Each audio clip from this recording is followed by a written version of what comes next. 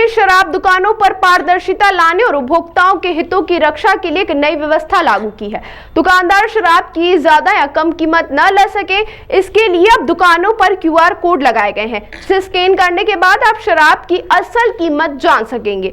दरअसल लगातार आ रही शिकायतों के बाद सरकार ने शराब दुकानों पर पारदर्शिता लाने की पहल की है। देशी और विदेशी शराब को अधिक मूल्य पर बेचे जाने की शिकायतों के बाद शासन ने इंदौर जिले की समस्त 173 कंपोजिट मदिरा दुकानों पर QR कोड आधारित नई पारदर्शी व्यवस्था लागू की गई। अब हर दुकान पर स्पष्ट एवं पठनीय QR कोड चस्पा किए गए। उपभोक्ता अब इस QR कोड को स्कैन कर किसी भी शराब ब्रांड के न्यूनतम विक्रय मूल्य और अधिकतम विक्रय मूल्य, MRP और MSP की जानकारी तुरंत प्राप्त कर सकते हैं। सहायक आबकारी आयुक्त अभिषेक तिवारी ने बताया कि इस व्यवस्था से उपभोक्ताओं को सीधा लाभ मिलेगा, जिससे अनुचित मूल्य वसूली पर रोक लगेगी।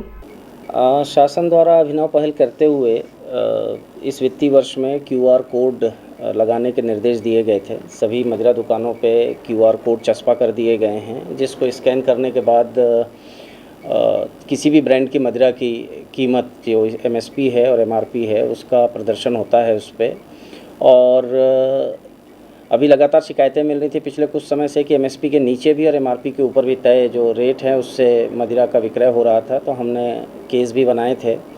इसी क्रम में हमने सभी दुकानों पे रेट लिस्ट चस्पा किया, फिर उसके बाद QR कोड को चस्पा किया। इसका बेहतर परिणाम देखने को मिला है। ये उपभोक्ताओं के हित में है, एक पारदर्शी व्यवस्था है जिसके तहत जो है उपभोक्ताओं के अधिकारों का सम्मान करते हैं हम, और किसी भी प्रकार की कोई अनियमितता इसमें पाई जाती है तो हमने अपील की है कि आबकारी विभाग को इसके बारे में सूचना दें ताकि हम त्वरित कार्रवाई कर सकें।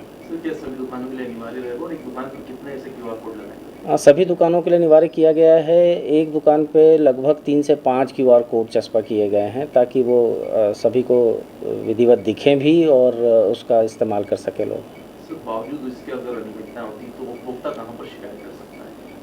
उपभोक्ता के लिए वैसे तो CM हेल्पलाइन एक अच्छा विकल्प है। इसके अलावा हमने स्थानीय आबकारी अधिकारियों के नंबर भी उस पर प्रदर्शित करने के आदेश दिए हैं ताकि उपभोक्ता डायरेक्ट जो है उस सर्कल के प्रभारी के पास अपनी शिकायत दर्ज करा सकता है।